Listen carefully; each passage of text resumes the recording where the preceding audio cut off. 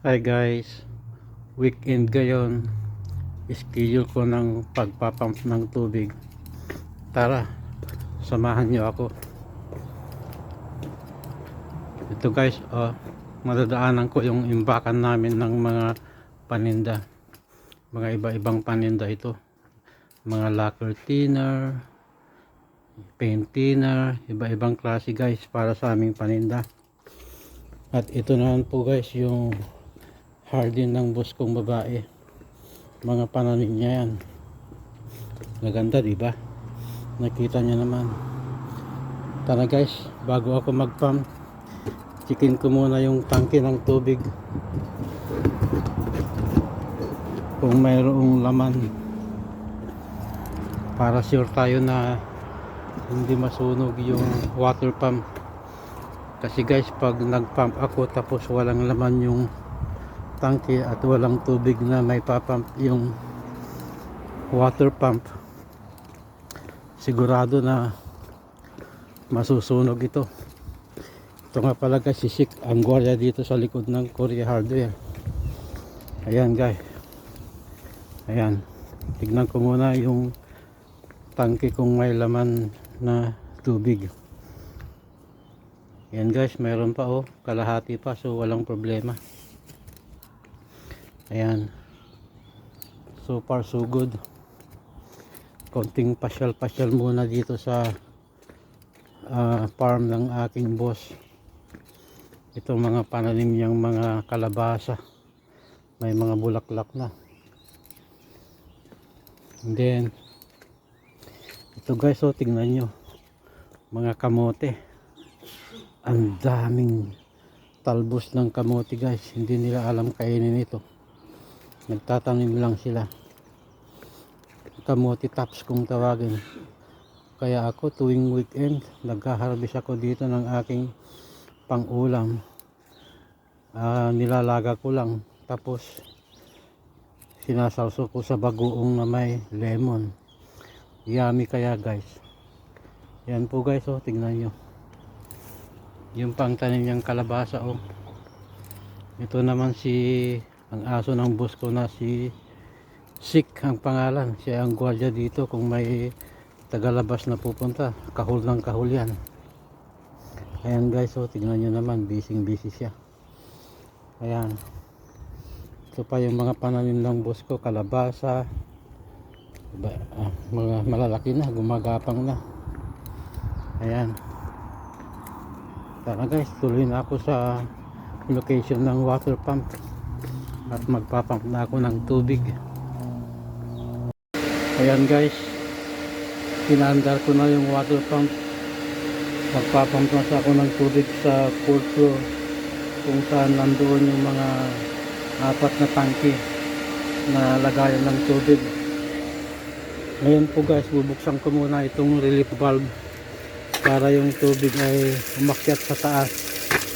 Ayan, ito po ang pinaka relief valve niya para yung pressure ay pumunta sa taas. Isara ko muna guys, tapos buksan ko po itong isang ball valve para sa isang tangke naman. Ganyan lang po guys ang style. Tara, samahan nyo na ako. Madadaanan ko pala guys itong aking tanim na alugbati. Nakikita nyo naman, ang daming talbos, di ba? Ayan, gaganda. Ganda ng pagkakatubo kasi alaga ko to guys Binilagyan ko siya ng aking panahon para sa ganun ay maganda yung kanyang paglaki. Hindi ko po siya dinidiligan guys kasi panay naman ang ulan, kaya nunid na diligan na. Pag walang ulan saka ko siya didiligan. Ayan guys, tignan nyo naman, ang daming talbos, diba? Sa linggo mag-harvest ako para sa ganun ay meron akong pang-ulam. Ayan guys, diba? Maganda guys ang may tanim. Kung wala kayong lupain at mayroon kayong paso, doon na lang itanim sa paso, lagyan nyo lang ng mga topsoil, yung magandang lupa ba, pwede na. Kaya ayun, tsaga-tsaga lang ang buhay, tsaga-tsaga lang ang pagtanim. kung may itananim may anihin, di ba guys? Okay, let's go na sa 4th floor. Hi guys, nandito na ako sa 4th floor ng Cory Hardware Building. Kung nakikita nyo guys, 4 na malaking tangki po yan. Ang aking minimintin na nilalagyan ng tubig. Ito pong mga tangki na ito ay siyang nagsusupply ng tubig sa buong building. Kaya lagi kong nilalagyan ng tubig, baka maubusan. Pag maubos po, walang magagamit yung mga tenant, magagalit si amo. Anyway guys, ito guys yung bundok ng Saipan.